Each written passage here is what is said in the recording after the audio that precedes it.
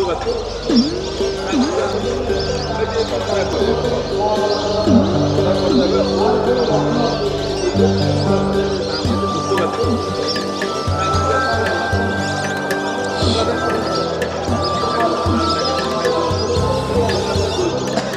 পাখিগুলি অনেক ভালো লাগে। গ্রামের ভিতরে এটা দেখা যায়, শহরে এটা দেখা যায় কম, কিন্তু আমাদের মধ্যে অনেক ভালো লাগে এই পাখিগুলি, অতিথি হাঁসগুলি আমরা দেখতে আসি। প্রতি শীতকালে আসে, সকাল ভোরে যখন ফজর আজান দেয় না তখন এগুলা নামে, তো আওয়াজটা সুন্দর লাগে। এটার আওয়াজের অনেক মানুষের ঘুম ভাঙে।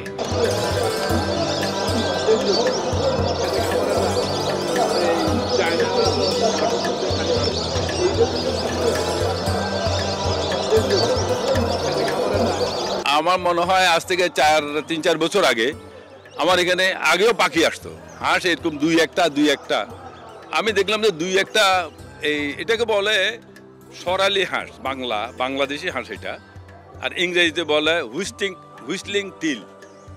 এটা লোকাল হাঁস, এটা সিলেট টিলেটে এইসব জায়গায় আগে পাওয়া যেত, এখন এদিকে আসে।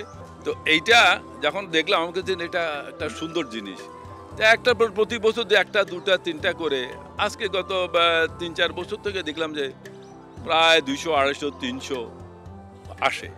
এটা এখানে সারাদিন থাকে, সন্ধ্যা পরের 6টার দিকে অন্ধকারে চলে, এটা রাত্রে খায়, খালে বিলে জমি টমিতে গিয়া পোকামাকড়, এগুলো ধান খায় না, শেওলা টেওলা খায়, পোকামাকড় খায়, এই ছোটো চাটো কেঁচো মেচো যা পায়, শামুক টামুক ছোটো শামুক এগুলি খায়। এদের ভোরে এসে আবার আমার এখানে আসে ওরা নিরাপত্তের জন্যে। এখানে এসে তারা মানে নিজেরা নিরাপদ মনে করে, কেউ কোনো ডিস্টার্ব করে না, তাকে সারাদিন থাকে, কেচির মিচির করে। তো আমি দেখলাম যে আসে যখন, ওদের বসার জন্য একটা ব্যবস্থা করে দিই। প্রথম 2-3 দিন না এখানে বসে না, ধীরে ধীরে সেফ মনে করলো, তখন তারা এখানে বসে। আমি ধানও দিয়েছি, ধান টান খায় না। তো এটা আমার একটা উপকার, দেখতে সুন্দর, আর এটা হলো ওর যে পায়খানা করতেছে এগুলি আমার মাছে খাচ্ছে। তো এইটাই হলো সৃষ্টির সিস্টেম। আপনি চেইনটা থাকলে কোনো কিছুর অভাব হয় না, কিন্তু আমরা মানুষরা, অশিক্ষিত লোকরা এই চেইনটা মেনটেন করতে জানি না। যদি চেইনটা মেনটেন করে আমার প্রত্যেক জায়গায় আমরা কিন্তু এটা স্বর্গর বানা দেয়, এই দেশটাও এত মানুষের ভিতরে স্বর্গ হয়, খালি আপনি একটু ধৈর্য।